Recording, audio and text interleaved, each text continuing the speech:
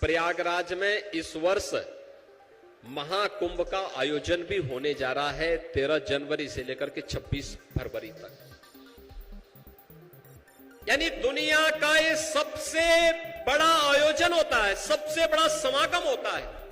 सनातन धर्म का सबसे बड़ा समागम प्रयागराज में 2025 के प्रयागराज महाकुंभ के अवसर पर हम सबको देखने को मिलेगा, जिसमें भारत के अंदर सनातन धर्म के साथ साथ उनके पूज्य संतों की उपस्थिति होगी। प्रत्यक्ष और अप्रत्यक्ष रूप से सभी लोगों से जुड़े हुए, चाहे वह देवलोक हो चाहे वह अन्य लोग हो, वे सभी लोगों से जुड़े हुए वे सभी देवी देवता भी आएंगे, पितृ पितर भी आएंगे, अन्य योनियों से जुड़ी हुई वे सभी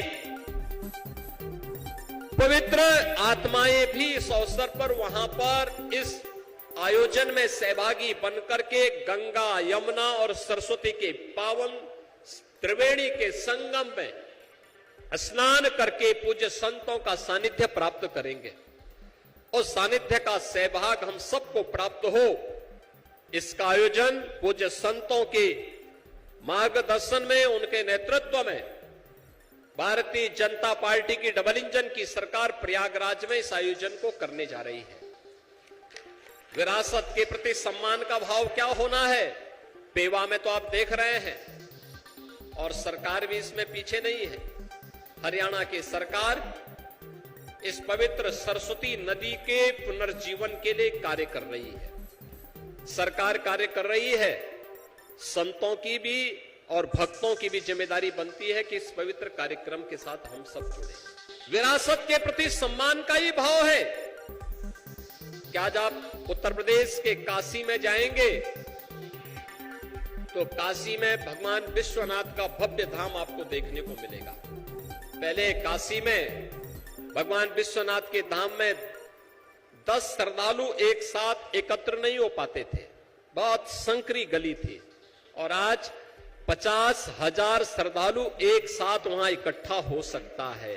ये भव्य रूप आज वहां देखने को मिल रहा है। अयोध्या में आप आके देखेंगे, एक नई अयोध्या का दर्शन हो रहा है, भव्य और दिव्य अयोध्या। भगवान राम 500 वर्षों के बाद फिर से विराजमान हो गए हैं। आप प्रयागराज में जाएंगे, प्रयागराज एक बार फिर से नए स्वरूप में सज रहा है। 2019 का भव्य और दिव्य कुंभ तो आपने देखा होगा, और 2025 का महाकुंभ उससे भी विराट होगा, उससे भी भव्य और दिव्य होगा।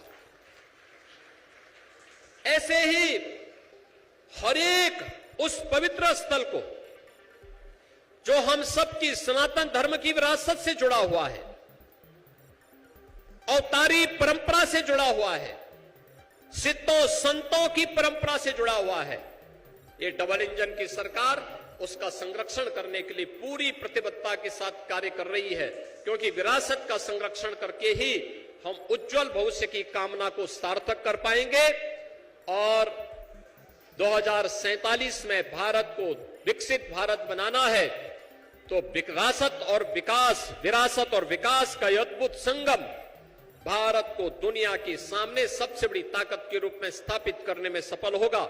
भगवान कृष्ण ने जो इस कुरुक्षेत्र की धरती पर संदेश दिया था कि परित्राणाय साधूनाम विनाशाय च दुष्कृताम, सज्जन शक्ति का संरक्षण और दुर्जन शक्ति को पराभव की ओर ले जाकर के रसातल की तरफ पहुंचाना है। यह कार्य हम अपने व्यक्तिगत जीवन में भी अपने कृतित्व के माध्यम से भी कर सकते हैं। धर्म के भी 2 हेतु होते हैं। धर्म का मतलब पलायन नहीं होता। धर्म के बारे में धर्म का किसी भी योगेश्वर ने, किसी भी सिद्ध संत ने पलायन का नाम धर्म नहीं कहा। आप याद करिए, केरल की धरती पर जन्म लेने वाले एक सन्यासी भगवान आदि शंकराचार्य देश के 4 कोनों में भ्रमण करके सनातन धर्म की ध्वजा पताका को मजबूती प्रदान करते हैं। 4 पीठों की स्थापना को उन्होंने जन जागरण के कार्यक्रम के माध्यम से, शास्त्रार्थ के माध्यम से इस अभियान को जीवित किया। आज देश उस रूप में हम सबके सामने देखने को मिल रहा है। विकास तभी सार्थक होगा जब हम विरासत का संरक्षण करेंगे। मैंने आज से लगभग 25-30 वर्ष पहले मैं गुजरात में जूनागढ़ में भवनाथ तलहटी में गुरु गोरखनाथ आश्रम में गया था। वहां पर मुझे अपने वरिष्ठ संत श्री महंत शेरनाथ जी महाराज के पूज्य गुरुदेव श्री त्रिलोकनाथ बाबू जी की एक भजन हम लोग वहां सुनते थे,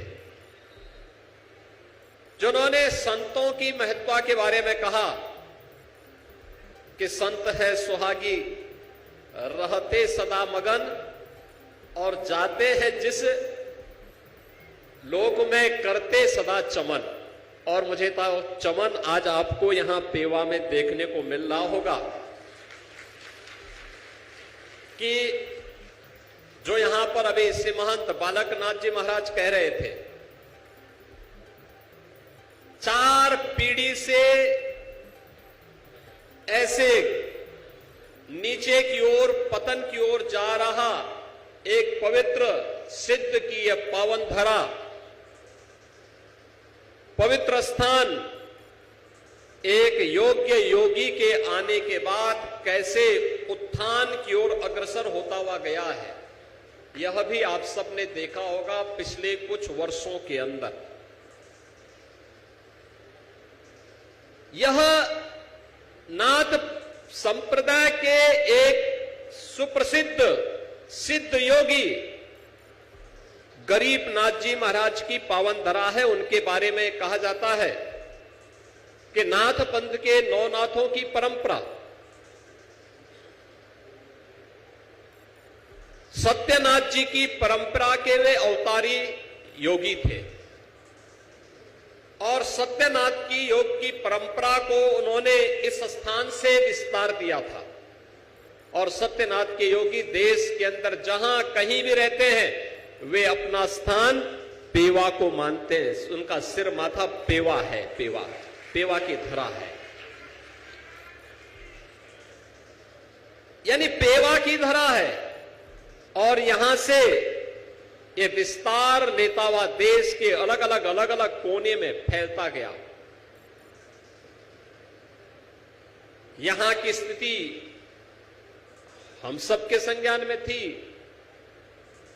और जब शेरनाथ जी के बारे में संप्रदाय ने कहा कि भाई आपका सिर माथा है, आपको वहां पर कुछ करना चाहिए, वे पहले संकोच में थे। मैं करूंगा, मैं सहायता कर दूंगा। सहायता करने से नहीं होगा, स्वयं प्रत्यक्ष रूप से आपकी उपस्थिति वहां पर हो। आप वहां उपस्थित होकर के उस स्थान के बारे में कुछ सोचेंगे तो लोगों के मन में एक विश्वास जागृत होगा।